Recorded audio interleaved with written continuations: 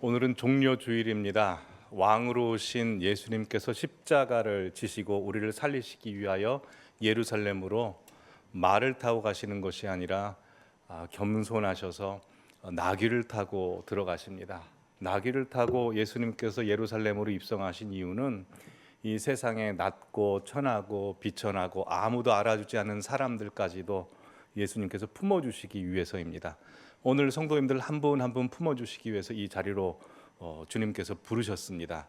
주님의 말씀을 통해서 성도님들을 사랑하시는 예수님의 사랑과 예수님께서 우리에게 주고 싶으신 평안과 승리가 성도님들 안에 가득하기를 간절히 기원합니다. 영국의 한 선박 박물관에 가면 특별한 배가 전시되어 있다고 합니다. 이 배는 영국 로이드 인슈런스 회사에서 거대한 자금을 들여 낙찰을 받아 이 박물관에 기증한 배인데요. 이 배는 1894년에 처음으로 대서양의 항해를 시작하여 무려 112회나 암초에 부딪혔었고, 더 나아가 137개의 빙하와 또 충돌했으며, 또 배 안에서는 화재가 13차례나 났고, 또 폭풍으로 인해서 돛대가 부러진 횟수가 207회나 된다고 합니다. 참 사연 많고 우여곡절 많은 배이죠. 그럼에도 불구하고 난파되지 않고 침몰되지 않은 배였습니다. 이 배가 사람들에게 잘 알려지게 된 계기는 한 변호사 때문이랍니다. 한 변호사가 어느 날 아주 중요한 재판 의뢰를 받고 최선을 다해서 변호를 하는데 결국 패소하게 됩니다. 이것에 충격을 받은 의뢰인이 자살을 하게 되고, 이 사건으로 큰 충격과 죄책감에 빠진 변호사가 내가 이 변호 일을 계속해야 될지 말아야 될지 고민하던 차에 우연히 그 박물관에 가서 그 배를 보게 된 겁니다. 그리고 용기와 희망을 갖습니다.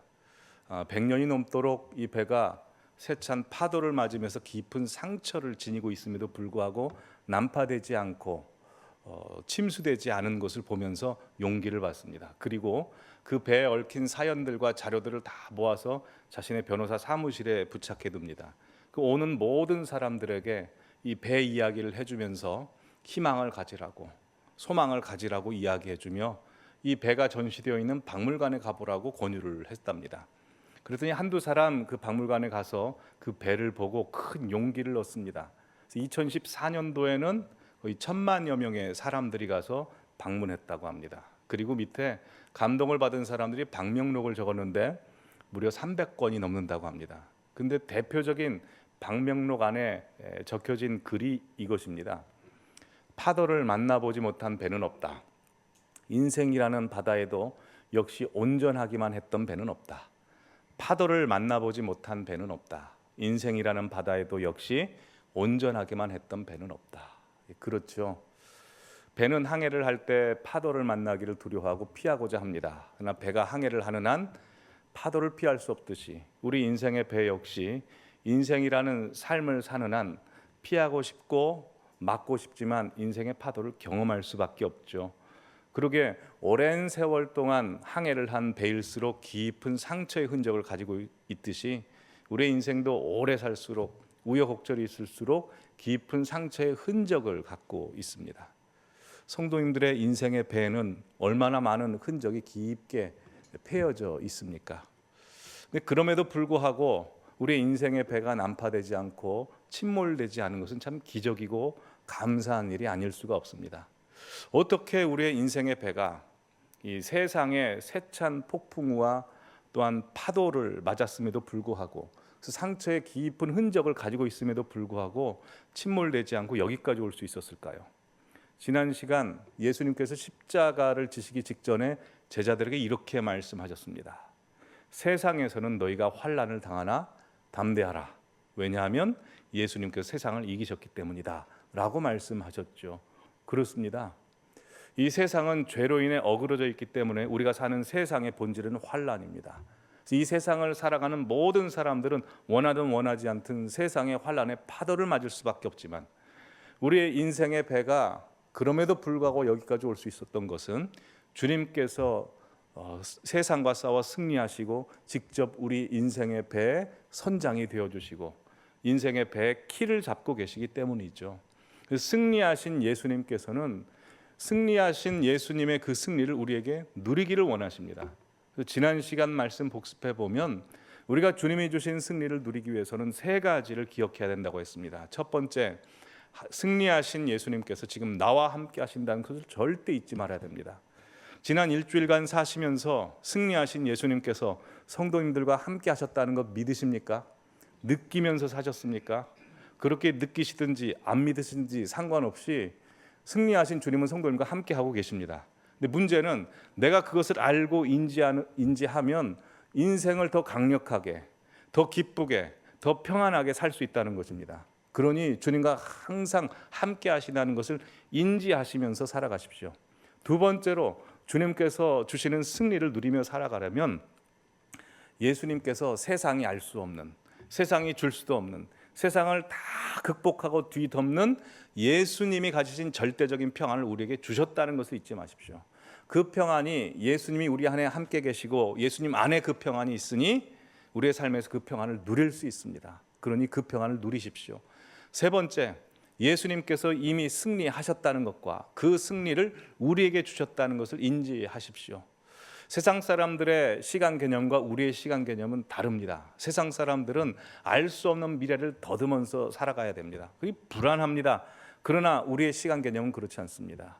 현재, 과거, 미래 동시에 모든 것을 지켜보고 계시고 시간을 주관하시는 예수님께서는 이미 우리의 인생을 승리와 영광으로 확정 지으셨습니다. 그리고 시간이 흐르는 것과 마찬가지로 우리가 미래를 향해서 가는 것이 아니라 이미 승리하신 주님의 미래가 우리를 향해서 오고 있는 것이죠. 그러기에 주님이 주시는 승리, 이미 승리와 영광을 가셨다는 것을 믿고 어떤 세찬 풍파가 몰아쳐도 승리를 누리시면서 승리를 느끼시면서 살아가시는 모든 성도님들 되시기를 간절히 기원합니다.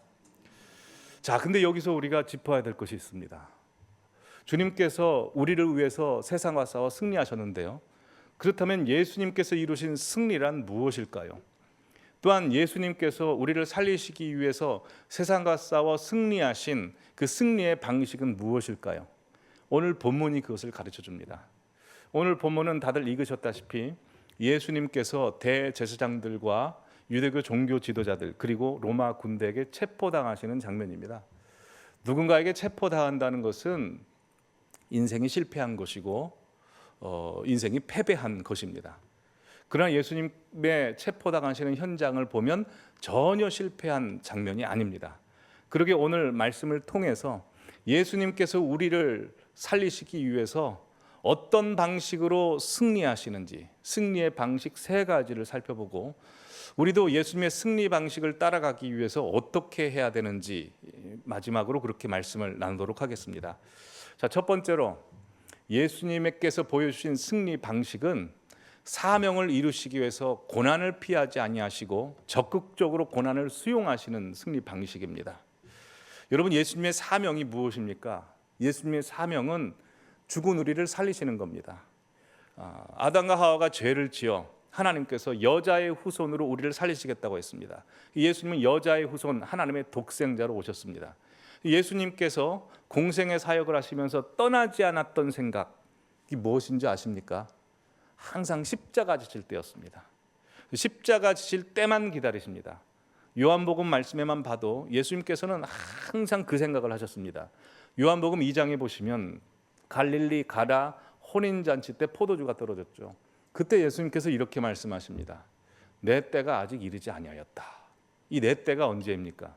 예수님 십자가에 못 박히실 때입니다. 요한복음 7장에 가시면 예수님의 형제들이 예수님을 하나님으로 믿지 않고 조소합니다. 무대 위에서 자신을 나타내소서라고 조소하자 예수님께서 형제들에게 이렇게 말씀하십니다. 내 때는 아직 이르지 아니하였다. 언제입니까? 예수님의 십자가 때입니다.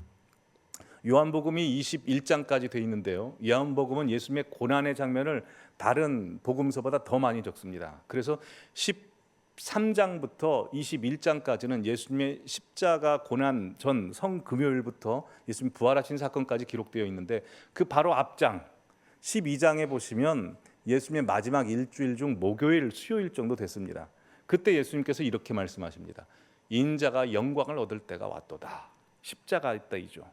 그리고 오늘 성도님께서 읽으신 요한복음 18장 바로 앞에 17장에는 예수님의 다락방에서의 마지막 기도문이 길게 나옵니다. 그 기도문의 첫 시작이 이렇습니다. 아버지여 때가 이르렀사오니. 예수님의 십자가 때입니다. 예수님께서는 이렇게 항상 십자가 지시는 때를 기다리시고 그 때를 생각하셨습니다.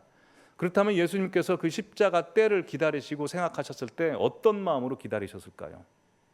여러분, 옛날 어렸을 때 주사 맞을 때 기억나십니까? 주사 맞는 게 너무나 괴로워서 이 주사바늘 보면 막 그 긴장이 되지 않습니까? 예수님께서 혹시 그런 마음으로 기다리셨을까요? 아니면 사형수가 죽을 날을 생각하면서 사형장에 끌려가는 그런 심정으로 기다리셨을까요? 요한복음 그리고 공관복음 보시면 예수님께서 그렇게 십자가를 기다리지 아니하셨다고 되어 있습니다. 요한복음 16장 말씀 보시면 이렇습니다. 여자가 해산하게 되면 그 때가 이르렀으므로 근심하나 아기를 낳으면 세상에 사람 난 기쁨으로 말미암아 그 고통을 다시 기억하지 아니하느니라 라고 해서 예수님께서 십자가 지시기 전에 말씀하셨을 때 십자가의 고통을 해산하는 고통으로 이야기하셨습니다. 여러분, 해산의 고통이 어떻습니까? 인터넷에 찾아보니까 이 해산하는 고통은 우리 남성들은 모르지 않습니까? 우리 코에서 수박을 빼내는 그 고통이나 아니면 그 큰 몇 톤짜리 트럭이 우리 배를 지나가는 그런 고통이라고 하더라고요. 거의 초죽음 고통입니다. 근데 해산의 고통이 특징이 있죠. 그렇게 죽을 것 같은 고통임에도 불구하고 해산하면 고통이 다 잊어버립니다. 왜요? 생명이 태어나니까요. 그래서 성도님들 중에 그 임신하시면서 절대 난 둘째는 없다 라고 하셨음에도 불구하고 둘째, 셋째를 낳으신 분들이 계시죠. 왜냐하면 해산의 고통은 그렇게 사라지기 때문입니다. 본문 계속 보시면 예수님께서 히브리서 12장 2절에 이렇게 말씀하십니다. 그는 그 앞에 있는 기쁨을 위하여 십자가를 참으사 개의치 아니하셨다. 오히려 십자가를 기쁨으로 받아들이셨답니다.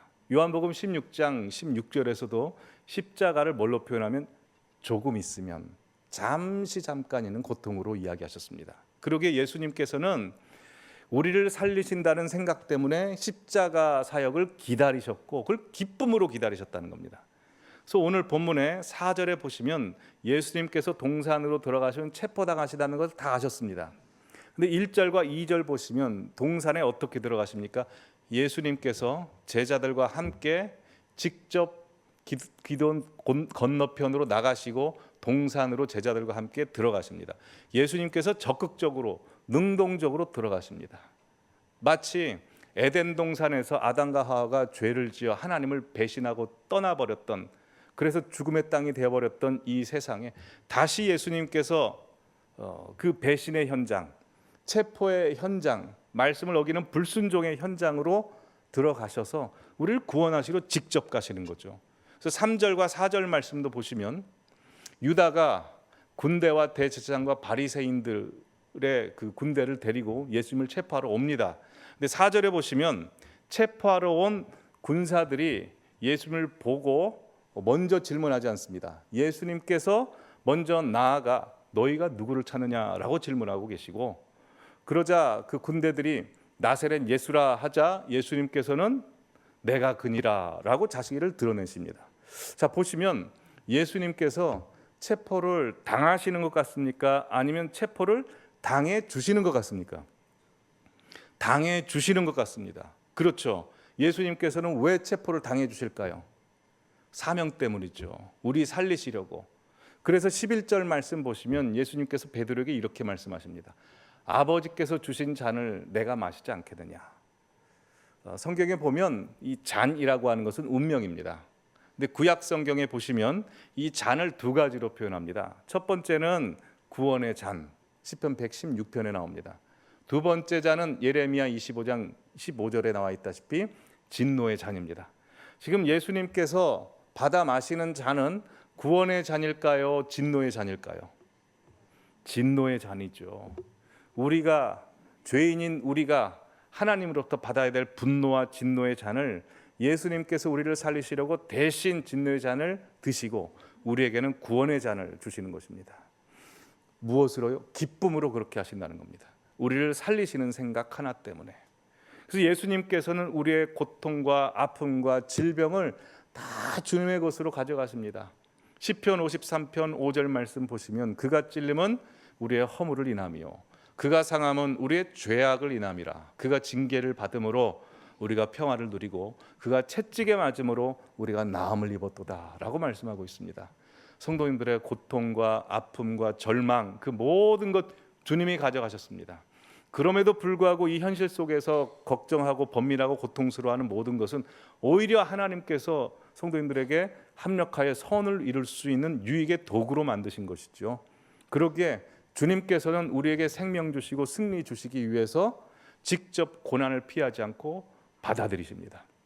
두 번째로 주님께서 우리를 살리시기 위해서 이루셨던 승리의 방식은 바로 하나님의 이름을 드러내는 방식입니다. 5절 말씀 보시면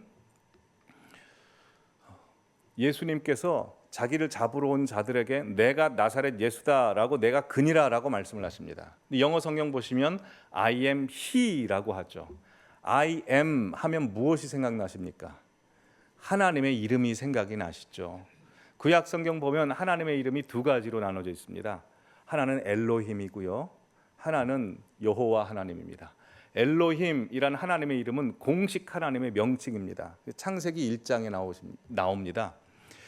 마치 조선시대 왕들을 신하들이 그 조선시대 왕들의 이름을 직접 부르지 못하고 저하, 폐하, 상감마마라고 부르듯이 엘로힘이라는 하나님의 용어는 그렇습니다.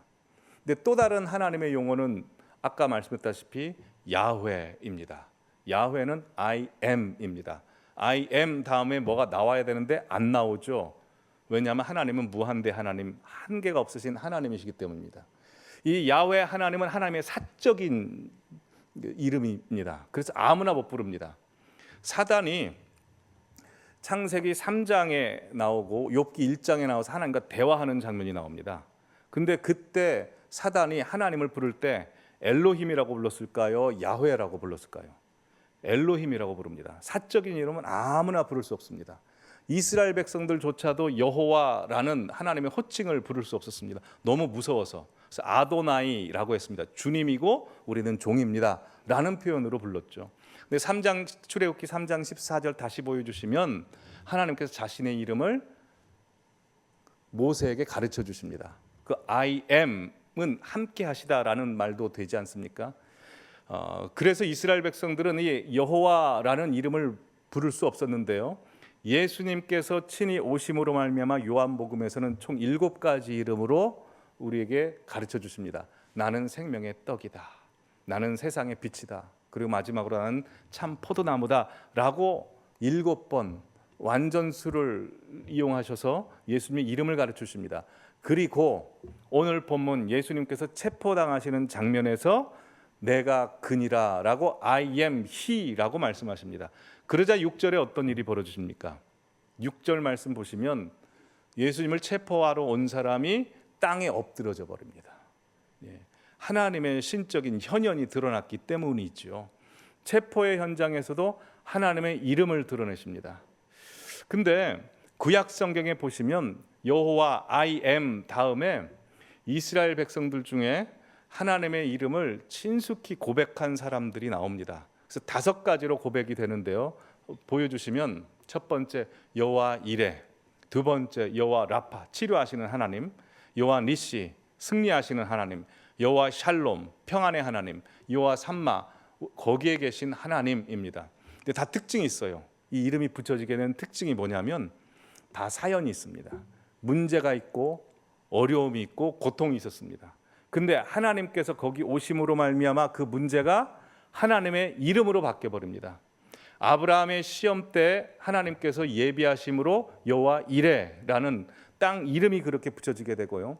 여호와 라파는 이스라엘 백성들이 쓴물을 먹어서 배가 아팠을 때 하나님께서 그들을 치료해 주시자 하나님이 우리에게 직접 가르쳐 줍니다. 나는 치료의 하나님이다. 여호와 니시는 전쟁을 한 번도 치러보지 못한 이스라엘 백성들이 아말렉 군사들이 쳐들어왔을 때 하나님께서 그들을 물리쳐 주심으로 말미암아 모세가 제단을 쌓고 여호와 니시 승리의 하나님, 여호와 샬롬은 그 미디안 군사들 때문에 벌벌 떨며 불안해하는, 그래서 숨어 있었던 기드온에게 하나님께 찾아가셔서 큰 용사다라고 말씀하시고 그를 통해 큰 일을 행하실 것이다라고 하자 담대해진 기드온이 제단을 쌓고 여호와 샬롬, 여호와 삼마는 이스라엘 백성들이 죄를 지어 망해버렸습니다. 바벨론 포로가 되고 예루살렘 성읍이 다 망했는데 하나님께서 말씀하십니다. 하나님을 다 떠났다고 생각했지만 아니다, 난 예루살렘 성읍에 그대로 있다. 여호와 삼마라고 이야기하십니다. 성도님들 마찬가지입니다. 지금 어려움과 문제 있으시죠? 하나님의 이름을 부르십시오. I am이 무엇입니까? 존재하신다, 나와 함께 하신다입니다. 주님이 함께 하시면 성도님들의 문제와 어려움이 하나님의 이름으로 바뀌어질 것입니다. 그 역사가 있기를 간절히 기원합니다. 마지막 세 번째로 예수님께서 체포당하시면서도 보여주신 승리의 방식은 보복하시지 않고 용서하시는 방식입니다. 칼을 칼집에서 빼는 방식이 아니라 칼을 칼집에 꽂는 방식으로 승리하십니다. 오늘 보면 10절 11절 말씀 보시면 시몬 베드로가 칼을 가지고 있어서 대제사장의 종 중에 한 사람, 다른 성경에 보면 말고라고 나오죠. 말고의 귀를 잘라버립니다. 베드로가 칼솜씨가 좋아가지고 귀를 잘라야 되겠다 해서 귀를 자른 것인지, 아니면 칼솜씨도 좋지 않은데 막 휘둘렀다가 어떻게 그냥 귀가 걸려서 그렇게 됐는지는 모르겠습니다. 근데 이 장면 보면 참 그 코미디이기도 합니다. 왜냐하면 귀를 잘랐지 않습니까? 그러자 다른 성경에 보시면 예수님께서 말고의 귀를 탁 땅에서 드십니다. 그리고 먼지 묻었으니까 먼지 터시고, 그리고 귀를 딱 붙여주십니다. 그리고 베드로에게 이렇게 말씀하시죠. 칼을 칼집에 꽂으라. 왜 예수님께서는 칼을 칼집에 꽂으라고 말씀을 하셨을까요? 베드로가 칼을 휘둘러서 예수님이 만약 칭찬해 주셨다면 대제사장들 종들과 로마 군대들이 가만히 있었겠습니까? 아니죠. 베드로와 예수님의 제자들을 다 칼로 죽였을 것입니다. 그들을 보호하시기 위해서 그렇습니다. 여러분, 우리도 다 칼이 있습니다. 생각의 칼도 있고요, 입술의 칼도 있고, 내 주먹의 칼도 있고, 내 부의 칼, 명예의 칼, 내 자리의 칼, 나름대로 다 칼이 있습니다. 그 칼로 우리는 맛있는 음식을 만들 수도 있고, 의사 선생님들은 사람들의 병을 고쳐서 살릴 수도 있고요, 또한 입의 칼로 다른 사람을 세워줄 수도 있습니다. 그런데 우리 인간은 다른 사람을 세워주고 이 칼로 잘 만들고 싶지만 내 자아가 너무나 강하고 부족하고 연약하기 때문에 그 칼을 드는 순간 원하지 않게 사람들에게 상처를 줄 수 있죠. 그래서 우리는 살면서 내 마음에 들지 않는 일, 아니면 내게 피해가 오면 자꾸 내 허리춤에 있는 칼을 들려고 합니다. 우리나라 옛말에 칼을 들었으면 뭘 썰으라고 하죠? 무라도 썰으라고 하죠. 그래서 내게 있는 칼을 들어서 누군가를 베고 싶죠. 근데 누군가를 베면 어떻게 됩니까? 그 칼이 뱅뱅 돌아서 나를 베게 됩니다. 어느 전주에 있는 신학교 교수님이, 어떤 신학교 교수님이 논문을 표절해서 이걸 비판하는 기사를 막 냈습니다. 몇 년 후에 그 비판을 했던 교수님이 어떤 책을 표절했다고, 그렇게 나오는 기사를 봤습니다. 저도 한 달 전에 우리 목사님들 중에 한 분이 제가 1부 예배 때는 정숙하셔서 이제 말씀을 안 드렸지만 2부 예배 때는 좀 말씀을 드릴 수 있을 것 같은데요. 우리 목사님들 한 분이 코털이 이제 삐져 나온 겁니다. 그래서 제가 그분에게 코털을 좀 자르라고 이제 이야기를 했습니다. 그렇게 이야기를 하고 이제 화장실에 들어가서 제 얼굴을 봤는데 저에게도 코털이 있었습니다.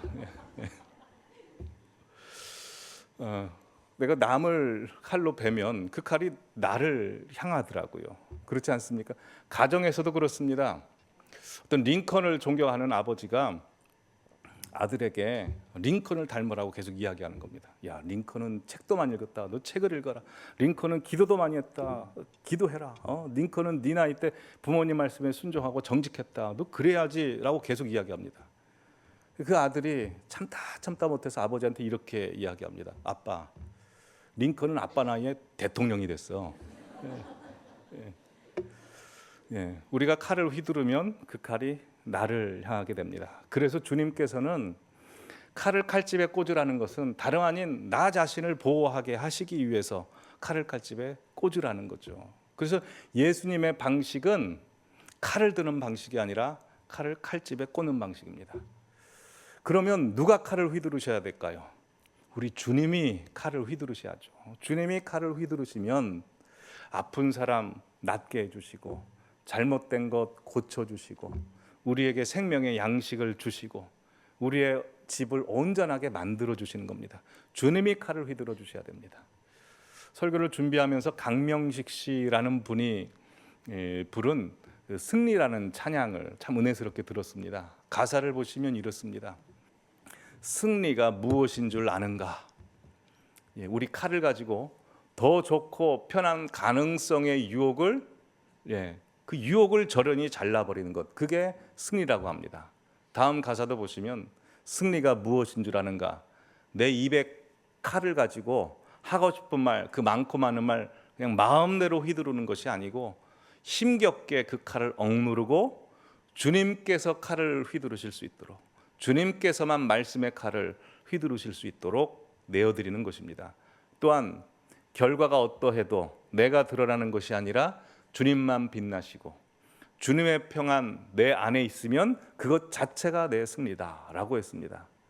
또한 치열한 자기와의 싸움을 허옇게 잠재우고 주님만 내 안에서 사게 하시는 것, 그것이 바로 승리라네. 여러분, 그러기에 내 허리춤에 있는 칼을 가지고 내가 누구와 싸워야 됩니까? 나와 싸워야 되죠. 내 자아를 베어야 되고 내 욕심을 베어야 됩니다. 자, 승리라는 찬양 한번 들어보실까요? 네가 무엇인 줄 아는가? 승리가 무엇인 줄 아는가? 더 좋고 편한 가능성의 유혹을 절연히 잘라버리고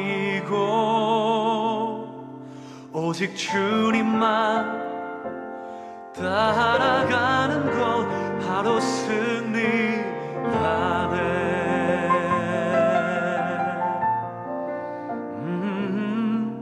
승리가 무엇인 줄 아는가? 승리가 무엇인 줄 아는가? 하고 싶은 말, 그 많고 많은 말 힘겹게 억누르고 오직 주께서만 말씀하게 하는 것, 바로 승리라네.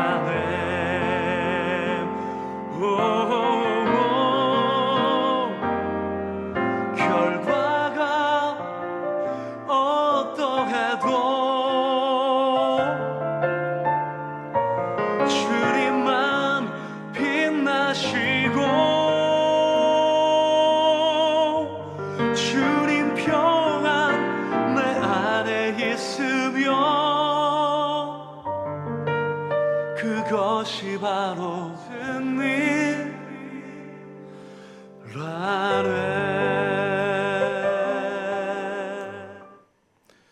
승리하고 계십니까? 저 가사를 보면 얼마나 승리를 누리고 있지 못했나 하고 자책하게 됩니다. 이 말 하지 말았어야 되는데, 그렇게 하지 말았어야 되는데 할 때가 얼마나 많습니까? 세상의 승리 방식은 딱 두 가지입니다. 로마 제국, 로마 황제의 승리 방식과 예수님의 승리 방식입니다. 로마 황제의 승리 방식은 다들 아시다시피 내 힘을 키워서 남을 정복하는 것이죠. 예수님의 승리 방식은 내 모든 것을 내어줘서 사람을 살리는 방식입니다. 어떤 방식을 따르고 싶으십니까?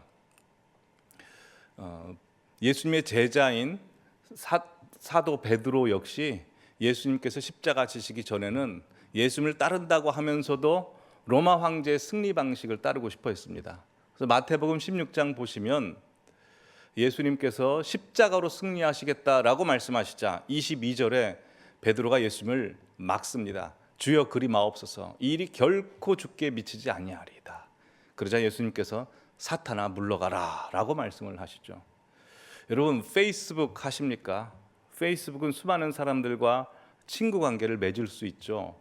그래서 페이스북 사진 보시면 친구를 팔로우 할 수도 있고, 친구가 올린 글에 좋아요를 누를 수 있고, 댓글도 달 수 있습니다. 그러나 친구가 올린 글과 그림이 내 마음에 들지 않으면 좋아요도 안 누르고 팔로우도 언팔로우 할 수 있습니다. 여러분, 페이스북은 그럴 수 있죠. 근데 우리가 예수님을 따르는 제자고 예수님의 사람인데, 예수님의 말씀 중에 내 마음에 드는 것만 좋아요 누르고 내 마음에 들지 않는 것은 언팔로우 할 수 있겠습니까? 그러지 말아야죠. 그러기에 우리는 예수님께서 승리하신 그 승리의 방식대로 따라가야 합니다. 근데 그러기 쉽습니까? 아까도 말씀드렸다시피 쉽지 않습니다. 우리의 능력대로 되지 않습니다. 자, 그렇다면 우리가 예수님께서 이루신 승리 방식대로 살아가려면 어떻게 해야 될까요? 오늘 보면 1절이 말씀해 줍니다. 1절 말씀 보시면 예수님께서 이 말씀을 하시고 라고 하는 것은 예수님께서 17장에 긴 기도를 하십니다. 그 기도를 하시고 어디로 가십니까? 기드론 시내 건너편 동산으로 가시는데, 그 동산은 바로 겟셋만의 동산입니다. 겟셋만의 동산에서 예수님께서 기도하셨죠. 즉 예수님의 승리 방식대로 살려면 다른 방법 없습니다. 일단 기도에서 승리하셔야 됩니다. 그러기에 우리 모든 성도님들께서 예수님께서 겟셋만의 동산에서 기도하셨듯이 예수님의 겟셋만의 기도를 닮아가시는 분들 되시기 바랍니다. 마지막으로 예수님의 겟셋만의 기도의 5가지 특징을 말씀드리겠습니다. 첫 번째로 예수님의 겟셋만의 기도의 특징은 습관을 따라 기도하셨습니다. 예수께서 나가사 습관을 따라 감람산에 가시매라고 되어 있죠. 여러분, 기도가 쉬운 일이 아닙니다. 찬송 가사 중에 이따 부르겠지만 내 기도하는 이 시간, 그때가 가장 즐겁다 하는데요. 기도해 보신 분 아시겠지만 안 즐겁습니다. 왜냐하면 지지리도 노동을 해야 되고 참아야 되고 엉덩이를 붙여야 됩니다. 1시간 기도하고 싶으면 10분 기도하면 1시간 기도한 것처럼 느껴지죠. 근데요, 기도가 습관이 되면 달라집니다. 주님과 함께 머무르고 함께 교제하는 게 너무 즐거워집니다. 그래서 기도가 습관이 딱 잡히신 분들의 특징은 기도 안 하면 힘듭니다. 기도 안 하면 하루를 살 수가 없습니다. 기도가 너무 행복해집니다. 그러기 모든 성도님들께서 기도의 습관이 잡히시기를 간절히 바랍니다. 두 번째로 예수님의 겟셋만의 기도의 특징은 기도의 장소가 있으셨습니다. 예수님께서 예루살렘에 가시면 감람산에서 기도하셨고요. 또 갈릴리에 가시면 한적한 곳에 기도 장소가 있으셨습니다. 성도님들 한 분 한 분에게도 치열한 삶을 사시면서 어렵고 힘들 때마다 생각나는 기도의 장소가 있으시길 바랍니다. 그곳에서부터 승리가 이루어지기 때문입니다. 세 번째로 겟셋만의 기도의 특징은 예수님께서는 같이 기도하기를 원하셨습니다. 그래서 누가복음 22장 39절에 보시면 제자들도 따라가서 기도하게 하셨죠. 마가복음에 보시면 그 제자들이 누군지 특정해서 말씀해 주십니다. 베드로와 야고보와 요한입니다. 여러분, 예수님께서 왜 베드로와 야고보, 요한을 셋이 따로 데리고 가셨을까요? 셋은 주님으로부터 특별한 은혜를 받은 사람입니다. 마가복음 5장 보시면 죽은 회당장 야이로의 딸을 살리실 때 예수님께서 베드로와 야고보와 요한만 데리고 가십니다. 그래서 그 기적을 보게 하십니다. 뿐만 아니라 마가복음 9장에 가보시면 변화산에 올라가셨을 때 예수님께서 베드로와 야고보와 요한을 데리고 가시죠. 왜 그들만 데리고 가셨을까요? 은혜 받은 자들은 기도의 사명을 주시는 것입니다. 특별히 하나님께서 쓰시는 것이죠. 아무나 하나님께서 겟셋만의 기도로 초청하시지 않습니다. 하나님께서 성도님들 한 분 한 분을 특별히 생각하셔서 은혜 베푸셨습니다. 은혜를 받았으면 주님께서는 기도의 자리로 나오라고 말씀을 하십니다. 기도해야 승리할 수 있습니다. 베드로 기도하지 못해서 예수님 부인했던 것이죠. 예수님 같이 기도하기 원하셨습니다. 네 번째로 겟셋만의 기도의 특징은 하나님의 뜻을 받아들이는 기도입니다. 나의 원대로 마옵시고 아버지의 원대로 되기를 원하나이다. 우리가 하나님 앞에 기도하고 나면 처음에는 내 기도, 내 욕심 가지고 기도하지만 주님께서 바꿔주십니다.